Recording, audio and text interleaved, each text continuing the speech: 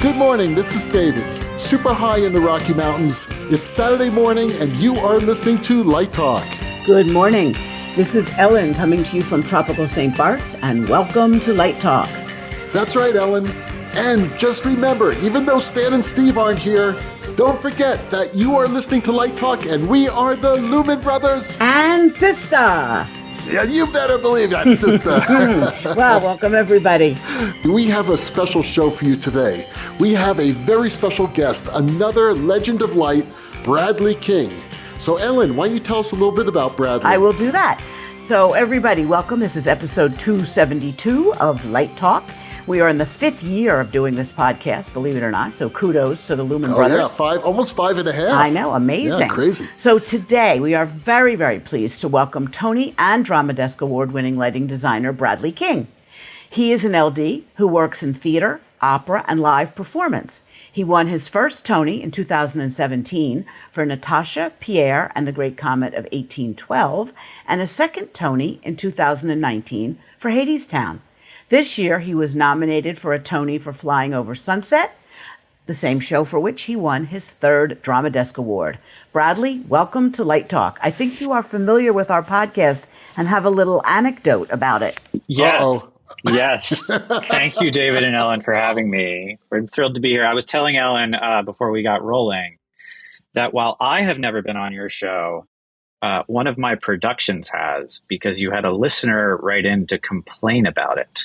And it was It was a production. It was a Rachel Chavkin musical in 2019 at ART in Boston. And this listener, I will say, objected to my use of audience blinders in that production. That's right. I remember that. And a spirited debate occurred, I remember, afterwards about when is too much. So while I don't think it was overuse in that particular instance, clearly not all shared my opinion. You mean within the production team? Oh, no. I just mean within the audience. The production team was within the audience. Me. Absolutely. Listen, I love audience blinders, especially like when people are like really a little bit altered, right? And you just blind them and then they all fall backwards.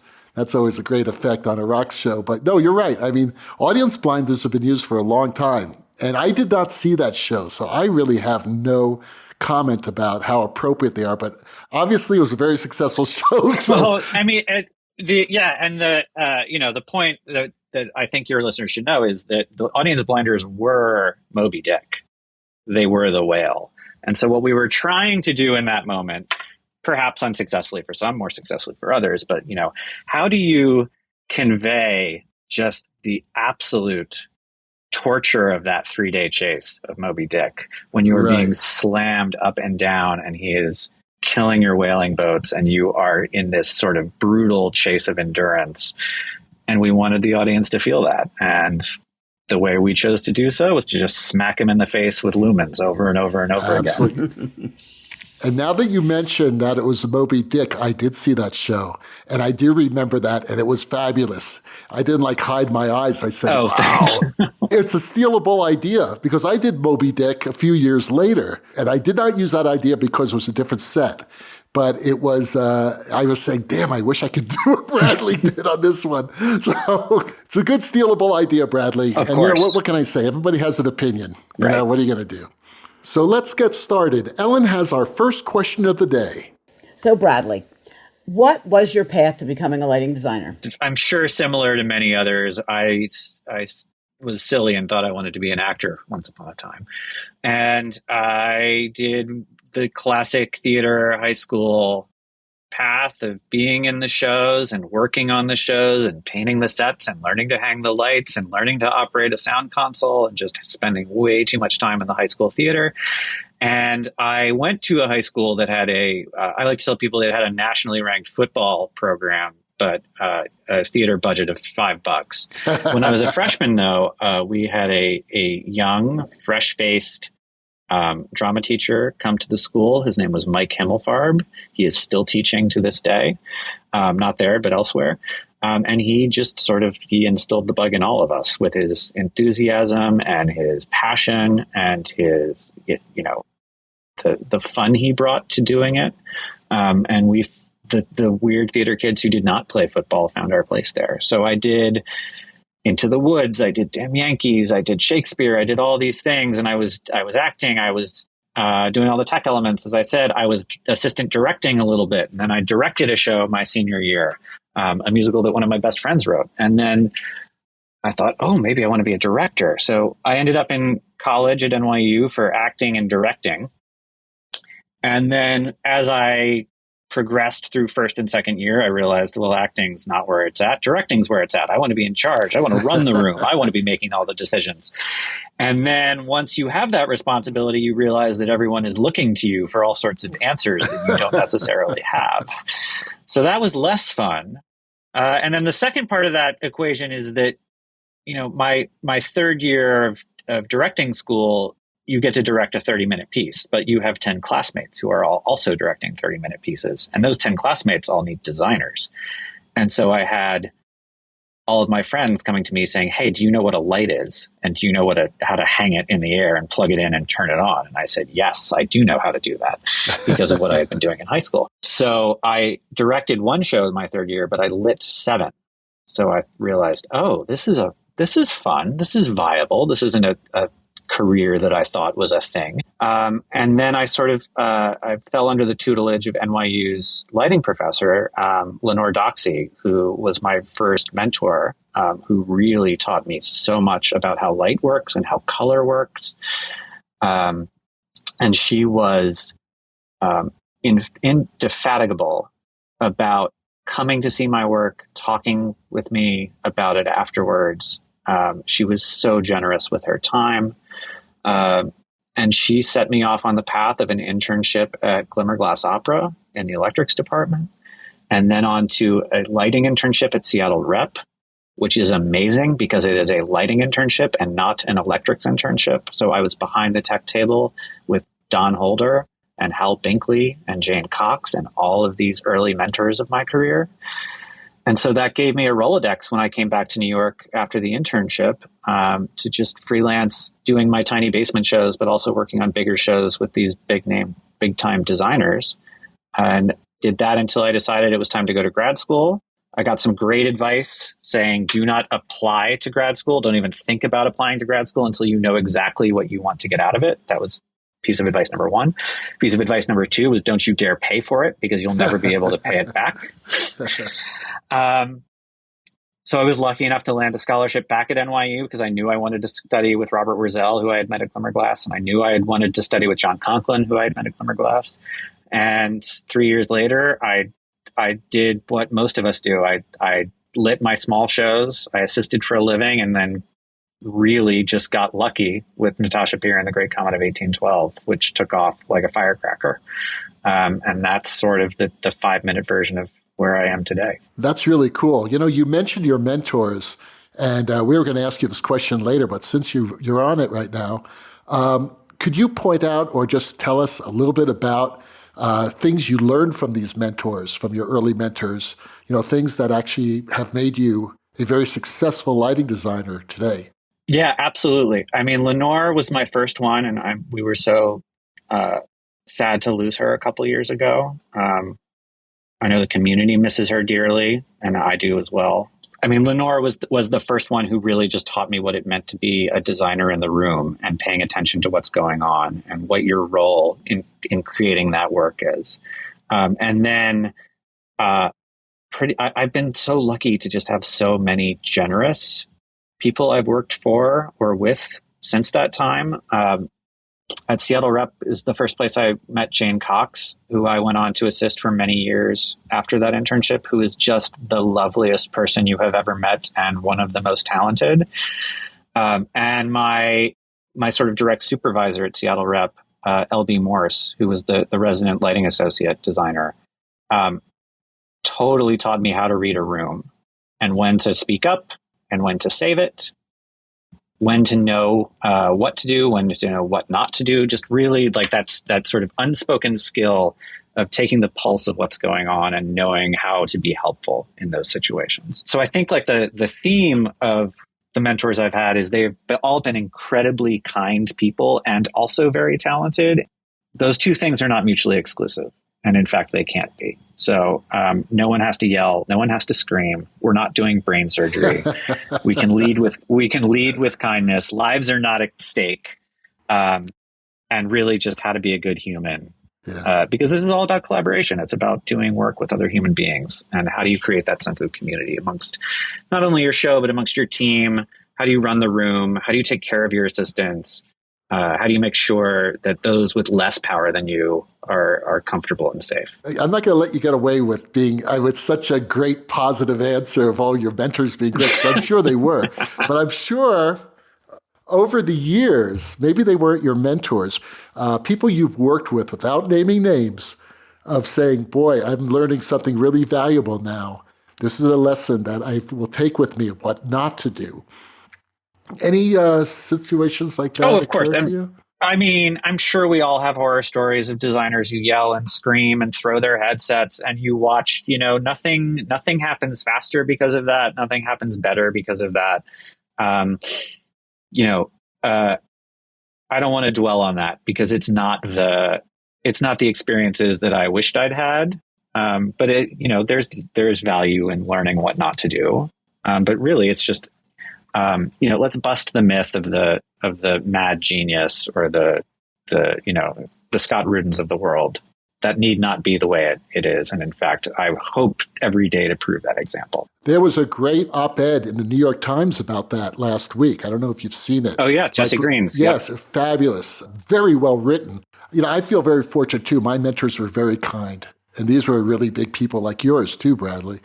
They realize that whether you're teaching or not, you're actually a teacher in the theater for your assistants, for everybody who's working with you. And you do want to teach them what it's all about. Even little tricks, like, okay, there's going to be a turnaround and you got to refocus a shin kicker, but there's no set there. Well, when the set goes down, you turn on the light and you put a piece of tape on the wall where that shutter cut goes so that then, and my assistant said, wow, I would never have thought about that. How did you figure that out? I said, Gilbert taught me that, because it just goes down in years how that happens. So our mentors are teachers and they stick with you, whether they're still around or not for the rest of your life. So that's a real beautiful thing, Bradley. Really is. So let's talk about the production team. Another person besides an assistant who you work with very closely is the programmer. Why don't you talk to us about working with a programmer? Are there specific programmers that you have close working relationships with? Oh, absolutely. And my programmers are an extension of myself. They're inseparable to me, especially as rigs have gotten more complicated, as basically you need an IT degree more than you need an electrics degrey now with a lighting rig. But also just, I need my programmers to have a good eye and a good sense of timing. And I try to run my table in a way that, I want your input. I want you to take that cue and make the in and out better. Like, I want it more dynamic. I want it more fun. I want the notes. What are you seeing that I'm not seeing? I don't want to talk in keystrokes. That's death to me. I want you collaborating with me. So my dearest and most indispensable programmer that I work with right now is Bridget Chervenka, who's been with me for at least 4 or 5 years now, who did all of the Hadestown. And the other thing you get after doing so many shows with one person is, I don't have to, there's so much you don't have to say between each other. Now, unfortunately, Bridget's gotten very in demand, so she's not always available, but I just did, but I just did Karate Kid in St. Louis with Brad Gray, who's someone who I've been meaning to work with for a long time. And we had an absolutely fantastic time together for all of those above reasons. Brad, I want your input. I want you to go ahead and work ahead without me on these things. And nearly every choice was the correct one. And within 2 days, our minds synced up, and I didn't even have to say it. He was already pulling up the channel before I even knew that I wanted it. So that's the kind of relationship I seek with my programmers, and I've been very lucky to find it with most of them. Jay Penfield's another one who was basically the first professional programmer I ever worked with. Who programmed Great Comet. And I'm really excited by the skill of the programmers coming out of college these days. I think the smartest thing ETC could have done was make the Ion identical to the EOS. And now, everyone knows at least how the console works. And there are so many talented designer programmers coming out that it's gotten a lot easier to find good people to work with. That's great. So you've mentioned two shows in passing, Natasha, Pierre and the Great Comet of 1812 and Hadestown, which were both directed by the great Rachel Chavkin. Can you talk a little about your relationship with her and both of those shows, which I believe, if I remember correctly, started out in non-proscenium situations and then moved to Broadway. So they had long lives and long paths to your Tonys. Yeah. So I've known Rachel for almost exactly 20 years now. Rachel was a TA for my freshman year directing class all the way back at NYU. We were both alums of the same program, and right after she graduated, she came back as a teaching assistant. So that's the first place we met. And then we kept in touch over the years. When she went to get her MFA at Columbia, she reached out to me to design her second year show, which was a 2-hour production of Uncle Vanya with no intermission in the Shapiro basement up on 110th Street, which was a drop ceiling with a few fluorescent lights and a little pipe here and there to hang a Fresnel. And we just kind of created this amazing installation-y, sculpturally in the round production of Uncle Vanya that was far too long in a sort of MFA way. But we had a great time together. And she called me a couple of years later and said, I've got this really weird piece. I think it's an opera. I'm not sure. I think you'd be a good fit. Do you want to come see it? And it turns out it was Natasha, Pierre and the Great Comet of 1812 by the fabulous Dave Malloy. That we did it. And the first production of that was the Columbia Shapiro basement version. It was at Ars Nova on 54th Street. The room is barely the size of my apartment, or barely bigger than my apartment in New York City. And we said, how are we going to do this? We're going to rip the whole theater apart. We're going to make it like a Russian supper club. We're going to have We're going to have the action take place on these on and around these cafe tables. It's going to be great. And I said, well, of course, if we're going to do that, then Licos don't really have a place in this world. So let's do light bulbs and chandeliers instead. And that sort of launched the light bulb and chandelier journey. And then that is sort of what I talk about, a unicorn show, which is just a crazy producer came to see it and said, I want to put this on Broadway. And, that happens 99 out of 100 times. The person's not serious, but we happened to find the one person who was serious. And that just kind of had a long winding journey of first there was the tent in the meatpacking district, which was basically the Ars Nova version, just if you had plopped it in Photoshop and said, scale it up 200%. And we just went, stretched it all out. And then somehow Diane Paulus from ART saw it and said, you know what, I think this could work on Broadway. Why don't you try and figure out how to do it up here at ART? Which was absolutely critical, because that's where we changed it from a totally in the round sort of site-specific-y thing to something that lived in an actual theater. And even though we broke the proscenium line and did all sorts of crazy stuff in the house, it was still an end-stage proscenium production. And that was the proof of concept we needed to take it to the Imperial eventually. So the show that was at the Imperial was very similar, staging-wise, set-wise, concept-wise to what happened at ART. So I'm so grateful to ART for the time we got to do that there. And then Hadestown was a very similar journey. It started off at New York Theater Workshop in the round as sort of a concert idea. And then we took it out of town to see if we could figure out how to turn it proscenium. And in that instance, our first production post New York Theater Workshop was all the way up north in Edmonton, Canada at the Citadel, done somewhat deliberately to keep the critics' eyes away, which was a good idea because that's where we almost destroyed the show. We went too far towards proscenium in that instance, kind of ruined it, but we ruined it where no one saw it. And we learned what we needed to. And then we had the opportunity the original plan was to come right back to New York after that production, but we got the opportunity to take it to London first, to the National, which, oh my God, if you want to talk about an amazing place to work. Yeah. Which stage did you do it on? We were on the Olivier, the cavernous Olivier stage. And We solved a lot of problems. That's where we really landed on the set. That's where we really landed on the staging. How do we keep that intimate atmosphere that we had at New York Theater Workshop, the feeling that we were all gathered under a tree to hear a story together and not sitting in a seat staring at the back of someone's head in the dark. That's where we cracked that. So the set in the Olivier was very similar to the set that's currently on the Walter Kerr. Somewhat bigger because the Olivier is enormous. But part of the joy, I think, of the Kerr is we did cram a big show into a pretty small theater, and that really just heightens the energy level of the production. It's interesting about Hadestown because it came from New York Theater Workshop, which is a really small space. So I think being in a small Broadway theater kept that energy level. It didn't like sort of disperse like if you'd been in the Marquee or some other place. Oh yeah, we would have died. Absolutely. We need the small space. You were talking about these artists who you met early on in your career, and you started with small shows, and some of them moved on to Broadway. Some of them, started a relationship that you have with directors and other designers. And I guess what's interesting is, as lighting designers, we may have 2 or 3 or 4 different teams of people who work together all the time. So you mentioned a couple. How many teams do you work with right now? Oh, I would say anywhere between 4 and 6.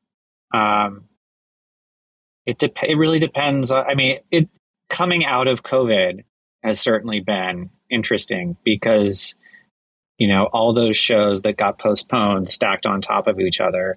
And I've been relatively lucky to have production calendars line up so that they're not all 100% on top of each other, like some of my friends. But it's been a great opportunity to find new associates, to find new assistants, to find new programmers, because while so for instance, here I'm at La Jolla doing this new production of Lempica. I flew directly here from St. Louis, where I was doing a new production of The Karate Kid. And while I didn't miss anything substantial on either end, it couldn't be the same team. Like my programmer needed to be here a couple of days before, my associate needed to be there a couple of days after. So it was a really great opportunity to work with some new folks who I had been meaning to work with, like Brad Gray, or my assistant my associate on Moby Dick, Kat Zhao, who I'd been dying to find time to do another show with. I was able to slot her into Karate Kid. So while I love working with the same folks over and over again, and I love developing that language and that comfort, I also try and branch out a little bit, and meet new people and get some younger folks some opportunities. And then I also, I lose assistants to bigger shows all the time, which thrills me. So it's a cycle that I'm happy to keep going, and I hope it works out well for everyone. You should keep mentoring younger and younger directors so that, as your original directors retire, you still got a cadre of directors who are going to call you. It's true, although, I'm of two minds about that because, I know that certainly I got really angry when, why is Ken Billington working with this 29-year-old director who I should be working with? And I've, because it's Ken Billington. Love you, Ken. Love you, Ken. But, so, I want to toe that line a little bit. Exactly. Well, so you're out on the West Coast right now, I guess, in La Jolla, California. What are you working on there? So we're doing this is another Rachel Chapkin musical that we've been developing since 2018 when it premiered at Williamstown Theater Festival. It's a new production called Lempica, a new musical about a Art Deco portraitist, Tamara de Lempica, who, if you do not know this woman and her work, you should pause this podcast and go Google her right now.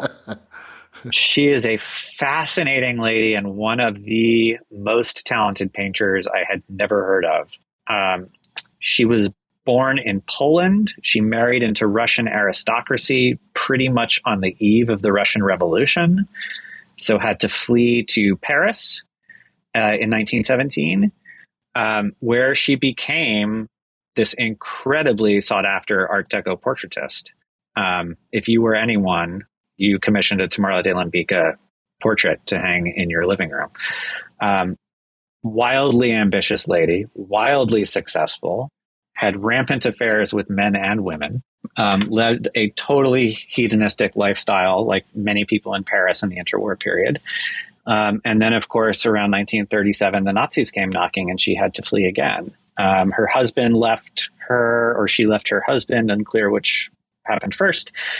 He went back to Poland. She ended up marrying a Jewish baron from Hungary, right on the eve of the fall of the eve of the Third Reich. So they fled to Hollywood and ended up in LA.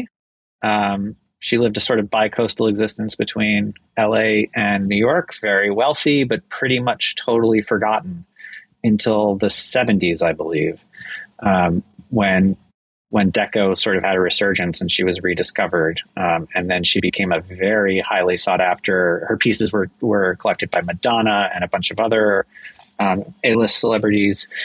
And now her paintings are sold for tens of millions, if and when they ever come to auction. She died in 1980, and her ashes were thrown into a volcano in Mexico because she wanted to become a diamond. I love it. So she's an awesome woman. And this show, I think, is really, really great. It's a sort of epic throwback style, not unlike Evita. And it's been a joy and a lot of fun to work on. Sounds like there's a few shades of the Great Comet in there. Yes and no. I think it's a far more traditional piece than Great Comet was. But yes, in terms of, Russian nobility, Rachel and I have done more than a few shows about the Russian nobles. Right. So thematically, yes. Stylistically, no. So Bradley, isn't it cool when you discover a new artist on a new production that you hadn't heard of before, and the type of, could you tell us a little bit about the type of inspiration that her work gave you as a lighting artist? Oh, yeah, absolutely. So you'll see this if you go look at her paintings. Her use of color is incredible because you'll have this sort of like metropolis style steel gray human figure, and then there'll just be this splash of like deep cobalt behind them. Wow. Or blood red or emerald green. So I've really tried to use an incredibly restrained color palette on this show, except for those sorts of flashes. And I'm working with the of course, amazing Peter Negrini on this one as well. So it's been a real joy to collaborate with him. We are not really showing her paintings whole per se. That's a slippery slope we've been trying to avoid. But you'll get flashes of them throughout the show. But going down the catalog of her work and seeing how she uses color was really exciting, and was just an instant tool to put in the toolbox. Like, okay, we're going to do like an emerald green cyc here, or we're going to do a cobalt blue cyc here, or we're going to just take a cobalt blue sliver of a cyc right here. That sort of thing has been really awesome. And that's inspiration I usually get from music more than visual art, because I do a lot of musicals, and that's where I take most of my cueing information from. But having like a visual reference has been really cool for this one. Are you a musician, Bradley? I used to be. I took 16 years of piano as a kid. I sadly have not played in a really long time, but yeah, my parents were big into music. My dad was a fairly accomplished piano player, and they passed that on. So you can read a score, so that helps. Yes. Yes. If you're in the opera, you have to be able to read a score. That's simple. Well, it's like lighting designer Neil Austin, who's very musical and reads the score and sometimes says to the conductor, "Excuse me, could we go back to?" And he like lists the note, and the conductor's like, "Ah." I was just gonna say about the color. Working with Peter Negrini is interesting because he just did that Hans Zimmer live tour, and they apparently did not use images from the films, but took color palettes and made like these little stripy color palettes things where you could pull a color palette that went with Gladiator or, The Last Samurai or whatever the movie was, and then he would create the images based on a color palette that made the audience sort of feel the movie, as opposed to using stills or images from video from the movie, which it's interesting. So that ought to be a great collaboration with you guys. Really terrific. Speaking of the inspiration you got about her use of color, what made that special for you? I think it was mostly the restraint in how it was used, um, or the specificity with which it was used. Obviously, the contrast between saturation and non-saturation was a big one. There's a very you can see the throwback to the Renaissance in these paintings, especially like the Michelangelos, and that sort of like the blue of Mary and Mary Magdalene. Um, just it's hard to describe, but when you look at these paintings, you cannot help but go, "Oh, I get it. Like that's what this is." So it was just really thrilling to discover. That's really cool. Well, when does the show go into preview? Because I'll be back in SoCal then, so I will be coming down if I'm invited. Of course, we had first preview last night. It went great. We have a lot of changes to make over the next 2 weeks. Because the thing I would love about Rachel is she uses previews for how they are meant to be, which is tear the show apart and put it back together. Don't be afraid to try something new. And if it doesn't work, it doesn't work. And then we fix it, we put it back the next night. So that's what I try to teach younger directors as well. Like the preview period is for you. It's not for the audience. Reverse act 1 and act 2 if you want to. That's what we're here to do. Rip that song out and replace it with another one. Switch this order of the scenes. And if it's messy, who cares? That's why, that's how we learn. Very cool. That's how we learn and discover, Exactly. We wanted to ask Bradley what advice he would give to young lighting designers entering the field today and what they might expect over the next decade. And I think one of the things that's interesting to look at there is the sort of life-work balance. As designers take 3 or 4 shows on at the same time, how do you balance that all out with family or home life? Yeah, because you have a family, right? The kids. I do. I've got 2 young children, 7 and 4. Emmy and Rosie. I miss them terribly. I have been gone probably. I'm at just about at the limit of how long I can be away from home right now, and it's been really tough on my little one because she doesn't remember the time before the pandemic when I was gone for weeks at a time.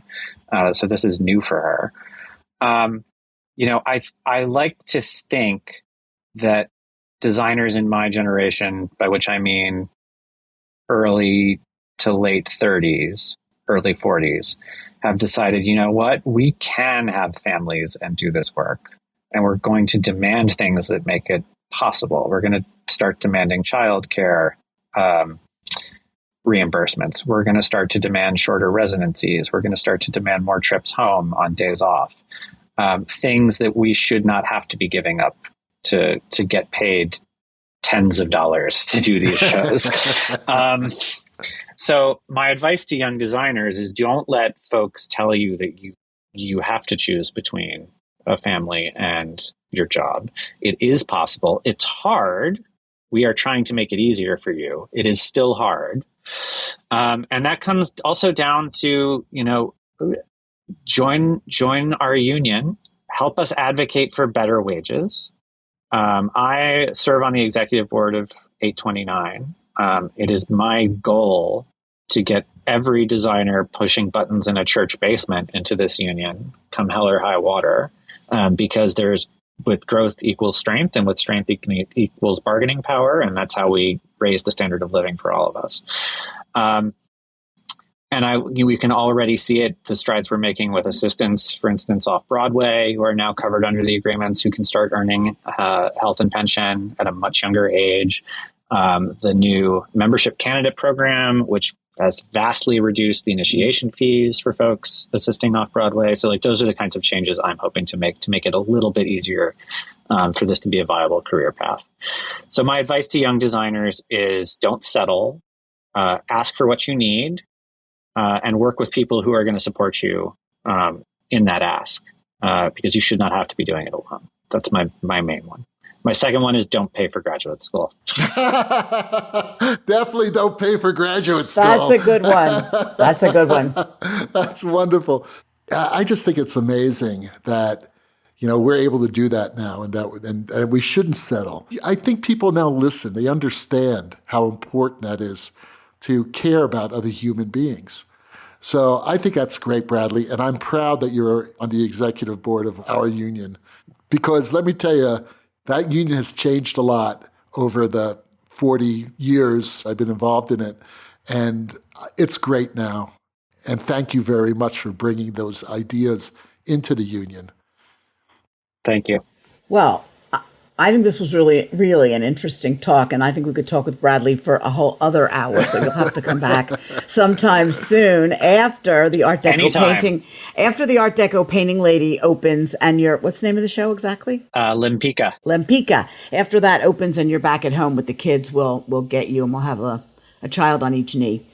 Yeah, unfortunately, I'm not back in SoCal until mid-July. You going to still be around, or the show be open by then?